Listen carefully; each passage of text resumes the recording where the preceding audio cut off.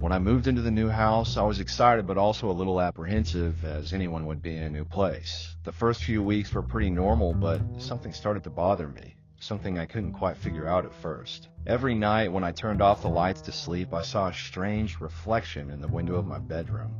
At first, I thought it was just a street light or some reflection from the house itself, but as the days went by, it started to bother me in a way I couldn't explain.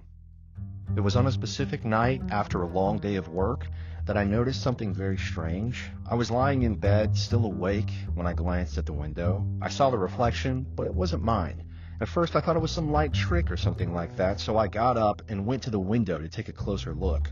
But the reflection was there, moving, and I was still... The reflection wasn't mimicking my movements. It was moving on its own, independently. I froze. I didn't know what to think. When I realized the reflection was moving independently, a cold chill ran down my spine. I stood there, unsure if it was just my mind playing tricks, but the feeling that something was wrong grew stronger by the second. In the following days, the events began to accumulate. The noises, things falling on their own, objects moving. It wasn't just the reflection. It was as if the house was alive in a very disturbing way. I started hearing footsteps upstairs, even when I was alone, and doors that had been locked started opening on their own. It was as if some invisible force was watching, waiting, and enjoying the fear that was overtaking me. At night, the atmosphere grew heavier. With each light turned off, the darkness seemed to deepen, and I couldn't escape the feeling of being watched. One day, when I got up to drink some water, I looked at the kitchen mirror and saw for a brief moment the reflection of a figure behind me, with a crooked smile and empty eyes. But when I turned around, no one was there. The tension was unbearable. I no longer knew what was real and what wasn't. The house was slowly consuming me, wrapping me in a darkness that didn't want to let go. I clearly remember the first time things really spiraled out of control. I was lying in bed, trying to ignore the strange sounds echoing through the house. When I closed my eyes, I thought I'd be able to sleep, but then I heard a faint scratching on the wall, as if someone was running their fingers across it, very close to me. At first I tried to ignore it, but the sound wouldn't stop. It was as if it was getting closer. I opened my eyes, and before I could move, I heard the doorknob turning. And when I looked at the window, the reflection I had feared was there, moving as if someone was approaching me, but I wasn't moving. The house seemed to be more than just old. It had an energy, a presence. During the day, everything seemed normal, but at night it was different. It was as if the atmosphere was distorted, making the air feel denser. One night, while trying to sleep, I felt something pushing the mattress. I tried to scream, but my throat closed up. A strange sensation engulfed me, as if I was trapped in that place with no way out. The next morning, I found marks on the sheet as if someone had lain beside me, but I was alone. It was as if that place was inviting me to stay, as if something or someone wanted me there, and each night I felt tighter inside that house. There was no clear escape anymore. I was becoming trapped in a reality I couldn't comprehend. The nights began to grow heavier, as if the house had become a place where darkness truly existed. As the shadows of the night took over, I could feel a presence in every corner. It wasn't just the reflection in the window or the strange sounds, it was a figure, a dark shape, black like a shadow, moving through the house, making no sound at all, but I knew it was there. I could feel its eyes, or whatever it was, watching me. It began to crawl along the walls, slipping as if it had no solid form, but at the same time it felt as real as any person. One night, while lying in my room, almost falling asleep, I heard something different. It was low voices, whispers that I couldn't understand. They seemed to come from the hallways, but they were so distant, so vague, that it felt like I was hearing a crazy dream. At first I thought it was my imagination, but the voices began to grow, becoming clearer as if they were trying to communicate with me, but I didn't know what they were trying to say. I got up and went into the hallway, trying to find some rational explanation for what was happening. When I got there, everything was quiet, but when I looked down the hallway, something paralyzed me. That dark figure was standing at the end still, like a solid presence. But as soon as I blinked, it disappeared. There was no one, just the absolute silence. But the worst part wasn't what I saw or heard. The worst part was what I felt, a tightness in my chest, as if the house was trying to swallow me whole. Even though I looked into the corners, nothing seemed out of place, but something inside me knew that everything was wrong. It was as if I had been sucked into a reality that was no longer mine. The voices, the shadows, the feeling of being watched without rest. Sometimes I would freeze, waiting, trying to convince myself that it wasn't real, but it was. And with each passing night, the pressure increased as if the house was closing in around me. I still couldn't believe that this was happening to me. How could such a beautiful house in such a quiet neighborhood be filled with something so evil? The walls were new, the garden well kept, and even the air inside seemed fresh, welcoming. It had been an exciting move. When I walked into that house, I felt lucky, grateful to have found such a perfect place to live alone. There was no reason for anything bad to be there. How could such a house hide so much evil? It didn't make any sense. More and more, I felt completely out of control. I thought about the other houses in the neighborhood, the happy families living there, the children playing on the sidewalks, and I couldn't understand how something so insane could be happening right in my own home. It was as if evil had chosen that place to hide, waiting for the right moment to reach me. And I wondered, why me? Why this? Maybe I was sensitive to these things. Maybe the house had been overtaken by it before I got there. I wanted to believe it was all just a coincidence, a rough patch. But the voices, the shadows, the cold touch on my back whenever I turned the corner made everything feel so real, so terrifying. There was no more room for rationalization. I was in a nightmare I couldn't wake up from. As the days passed, the feeling that something was wrong only intensified. I was already exhausted, both physically and mentally, trying to ignore what was happening. However, at night, everything seemed to become more intense. The shadows in the house no longer stayed still. They moved with a disturbing agility.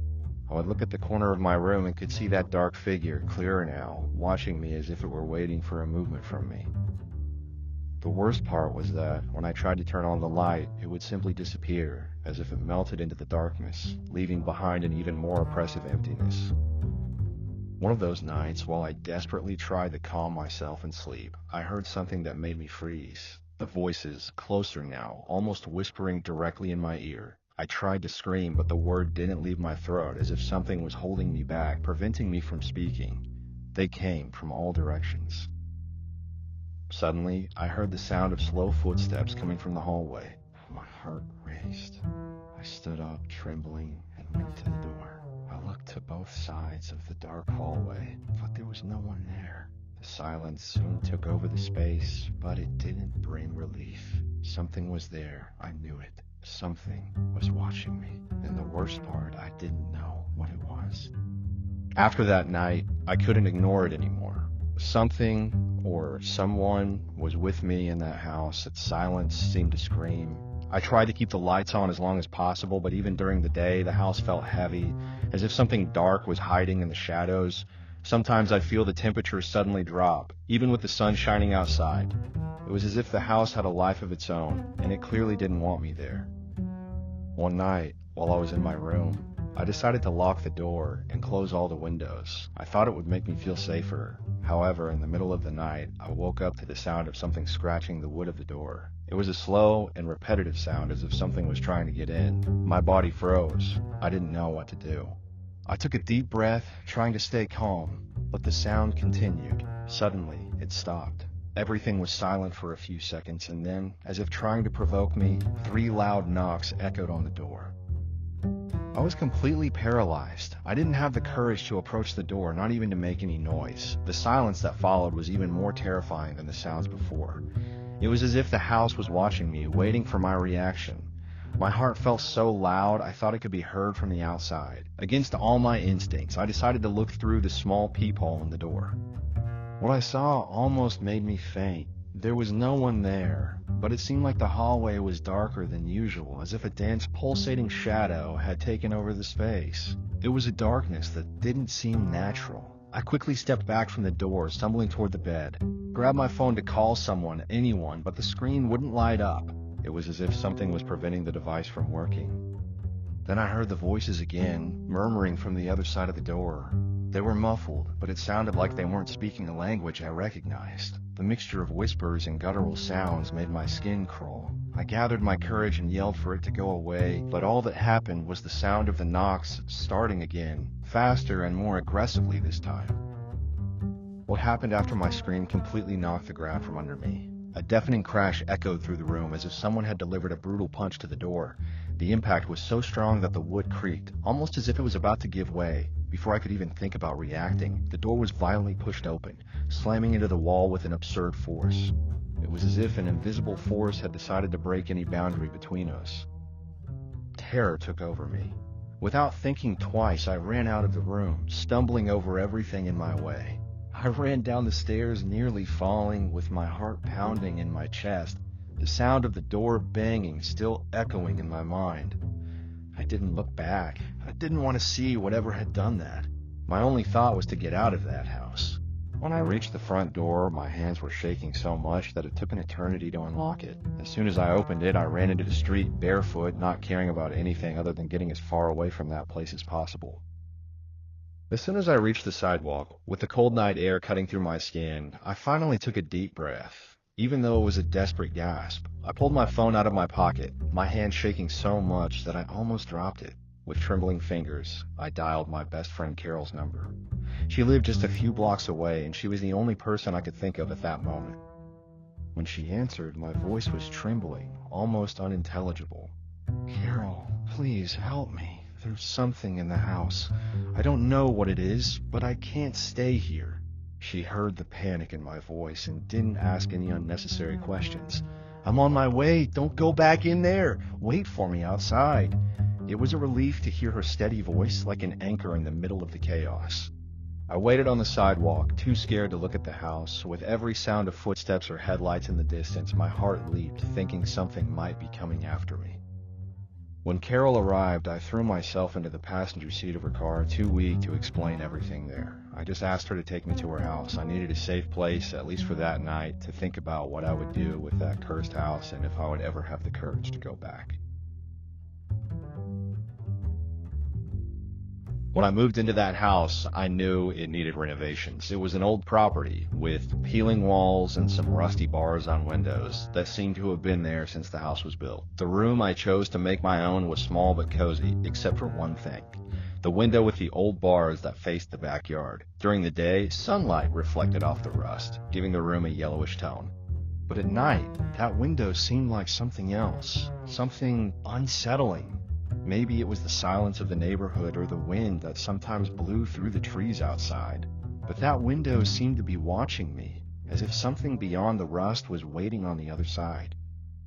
On the third night after the move, I woke up startled. My phone showed it was 3:16 a.m. Everything was dark and still, but there was something in the air, something that made my chest tighten. That's when I heard it. A low, irregular sound coming from the window. At first I thought it was the wind, but I quickly realized it wasn't. It was a whisper, faint, almost a murmur. I closed my eyes, trying to convince myself it was just my imagination, but the voice kept going. I couldn't make out the words, but it sounded female, persistent, as if it was trying to call me. At that moment, I didn't have the courage to move. I stayed frozen in bed, my heart pounding so hard it seemed to echo in the room. I tried to rationalize what was happening.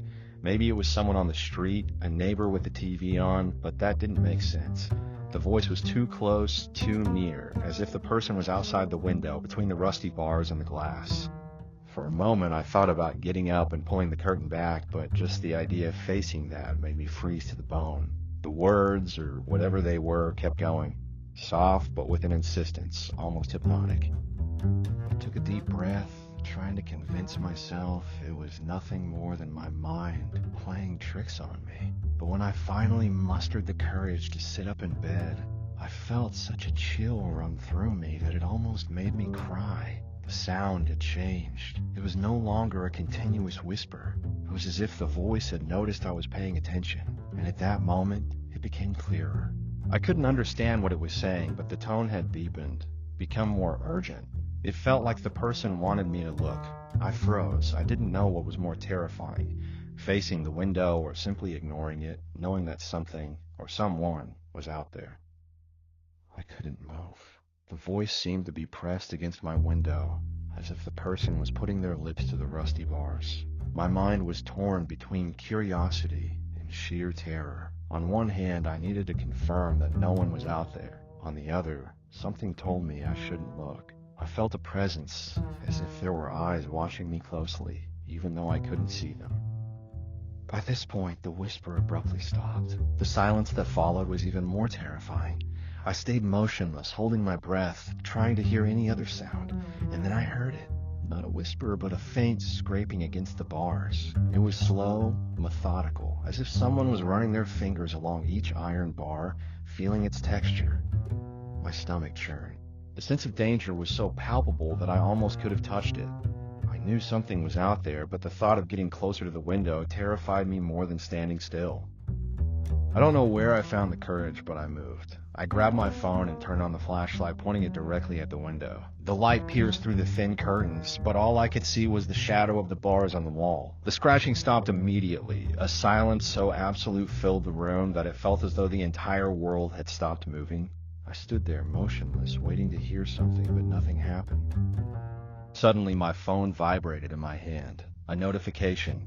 A message. It wasn't from a saved number, but the message read, "Are you in there?" My heart almost leapt out of my chest. I stared at the phone, incredulous, trying to make sense of what was happening. Could it be a prank? But how would anyone know that I was exactly there at that window at that moment?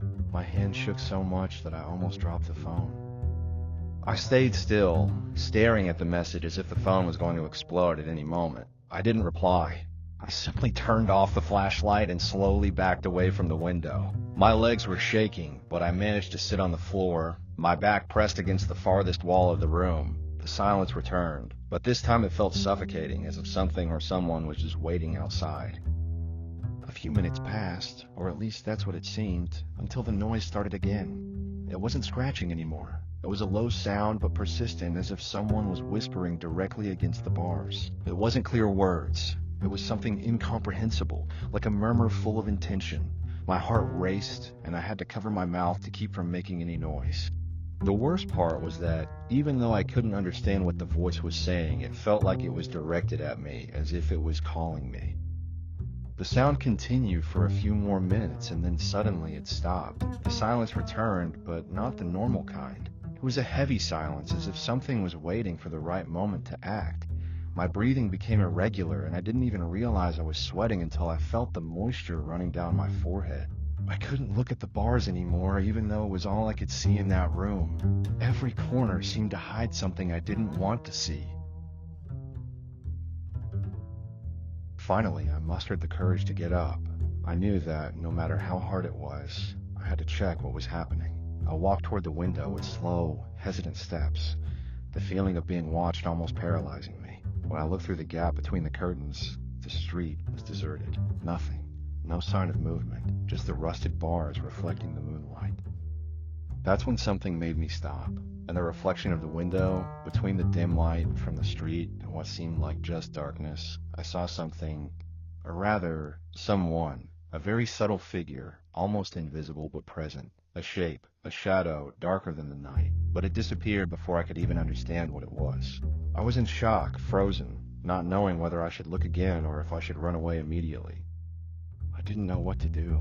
The fear seemed frozen in my veins, and the sensation of being watched, which had been vague before, was now completely present. The figure I had seen in the reflection left me speechless. I tried to rationalize, convincing myself it could just be my mind playing tricks because of fear. But I knew, deep down, that it wasn't. Something was wrong.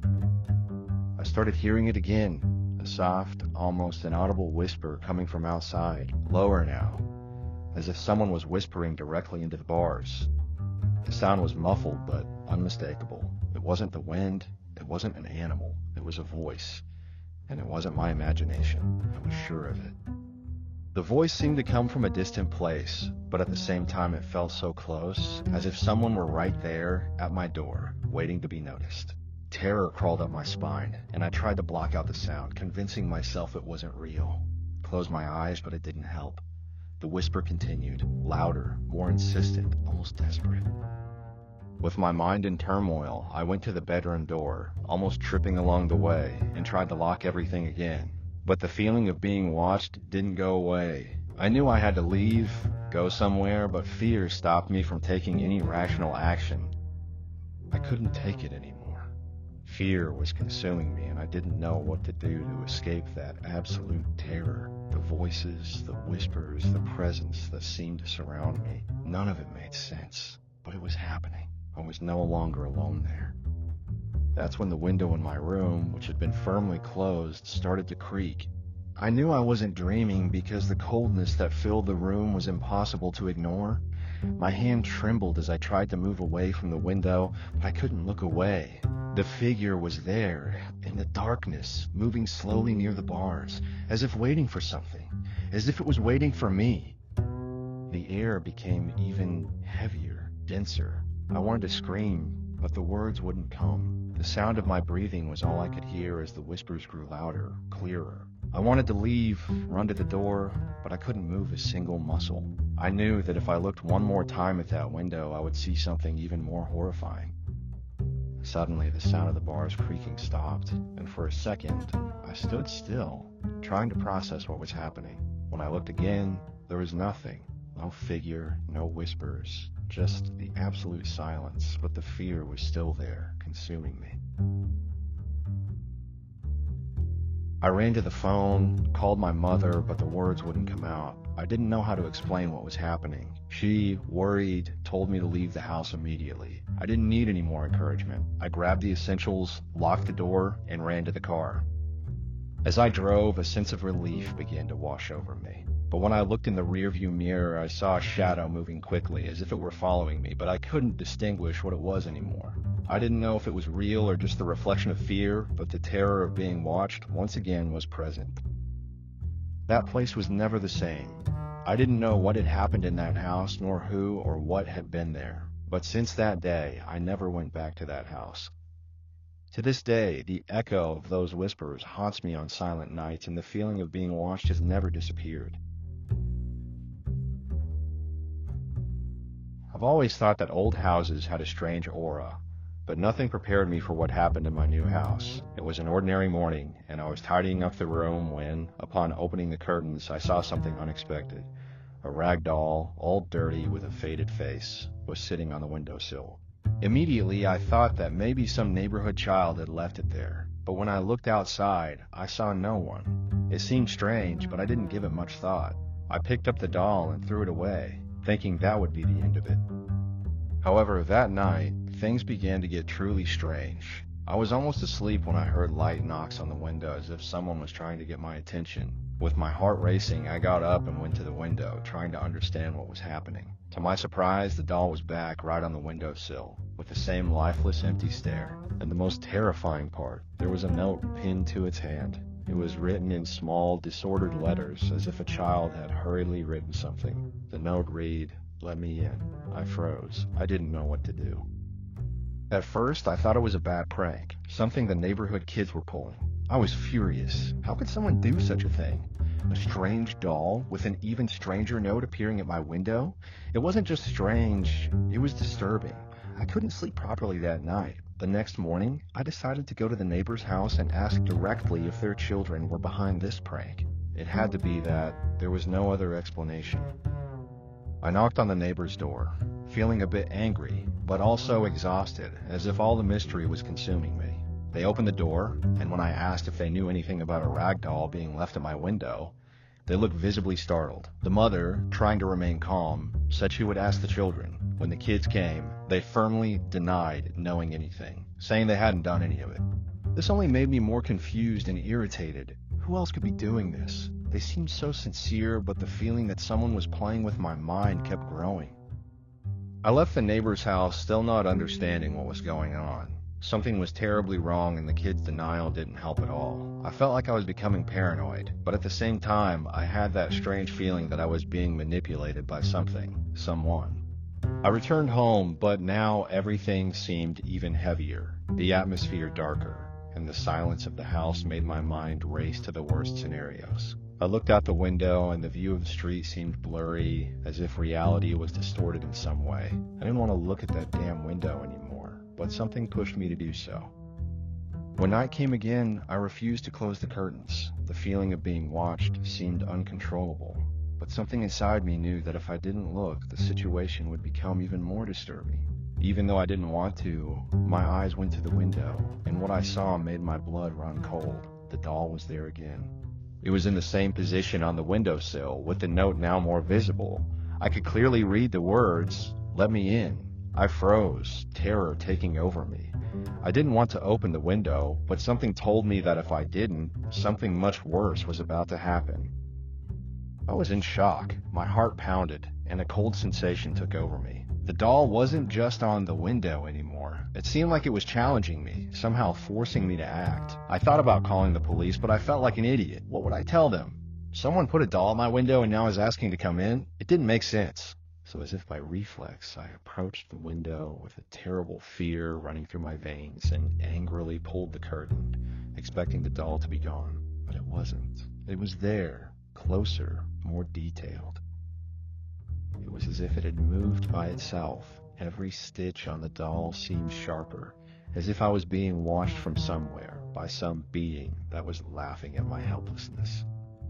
The note didn't just say, "Let me in" anymore. Now it was written in a different, more grotesque way, "You can't escape." I didn't know what to do. My mind was in tatters. I had to leave that house, but at the same time, a paralyzing fear kept me from taking any action. I stood there for a while, staring at that note, until suddenly I heard a sound coming from the front door. It was a small scratching, almost imperceptible.